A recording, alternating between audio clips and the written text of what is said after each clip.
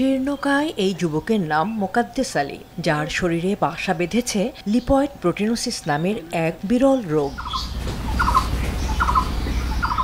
এই রোগের ফলে পুরো শরীরের চামড়া কালো হয়ে কুঁচকে গেছে। শুরুতে শরীরের দু এক জায়গায় থাকলেও সময়ের সঙ্গে সঙ্গে ছড়িয়ে পড়েছে সারা শরীরে। ৮ বছর বয়সে আক্রান্ত মোকাদ্দেসের বয়স এখন 23 বছর।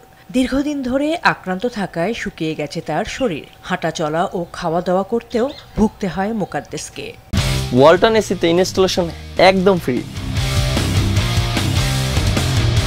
2012 সালে আমি ক্লাস 3 পড়ি তখন এরকম হইল। এরকম একটু একটু উঠতে উঠতে ক্লাস 5ম শ্রেণীতে ভর্তি হলাম। তখন ভর্তি হয়ে যাইতে পারি না, অনেক দূর মাদ্রাসা হাঁটতে পারি না, একটু একটু করে বেড়ে গেল। বেড়ে যাওয়ার কারণে অনেক চেষ্টা করেছি, ঢাকা যাওয়া হয়েছে, কুড়িগ্রাম, রংপুর, নাগেশ্বরী সবখানে দেখানো হয়েছে, কিন্তু চিকিৎসা দিচ্ছে, কিন্তু কিছু হয় নাই, রোগ ধরতে পারে নাই। অনুমানে ওষুধ দিছে আন্দাজি, খেয়ে খেয়ে আরও শরীর ভালো ছিল। এখন এরকম হয়ে গেছে, উঠতে পারি না, বসতে পারি না, খাইতে পারি না, হাঁটতে পারি না, পায়ের উপর বসতে পারি না, পায়খানায় যায় বসতে পারি না, অনেক কষ্ট। কুড়িগ্রামের নাগেশ্বরী উপজেলার কালীগঞ্জ ইউপির চর বেগুনপাড়া গ্রামের দিনমজুর কোরবান আলীর ছেলে মোকাদ্দেস। দরিদ্র বাবা তার সবটুকু দিয়ে চিকিৎসা চালিয়ে যাচ্ছেন। চিকিৎসা মানে আমার তো অর্থ সম্পদ নাই, আমি হাতের উপরে খাই, কামলা বেছে খাই।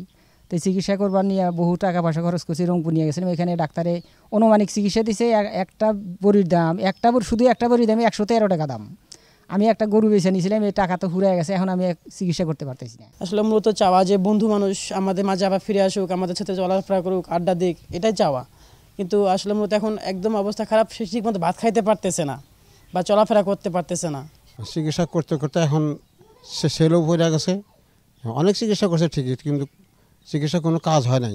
গ্রামের মানুষও ধরাফেরা করিয়া এক ছেলেটাকে যত্ন করার জন্য সবাই সহযোগিতা নিছি, তারপরে ছেলে ভালো হয় না। এখন তো ছেলের ভাই একটা পাগল, তার ভাবি একটা ওই বেরেন্টালের মতোই, ওনাকে যত্ন করতেও পারে না। তখন মোকাররফের যত্ন নেওয়ার জন্য আপনারা যতটুকু সহযোগিতা করতে পারেন, মোকাররফকে সুস্থ করে আপনারা পাশে দাঁড়ান।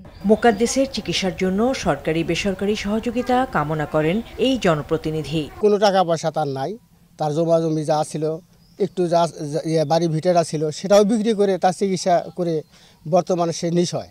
তার কোনো অর্থ সম্পদ কোনো কিছুই নাই।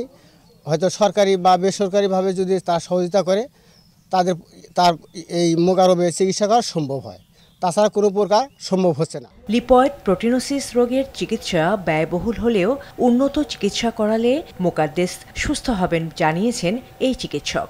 মোকাররফের এই রোগটি অত্যন্ত বিরল এবং ব্যয়বহুল। এই রোগটি সাধারণত অ্যাড্রিনালিন গ্ল্যান্ডের ইনসাফিসিয়েন্সির কারণে হয়ে থাকে এবং রোগী ধীরে ধীরে শীর্ণ হতে থাকে।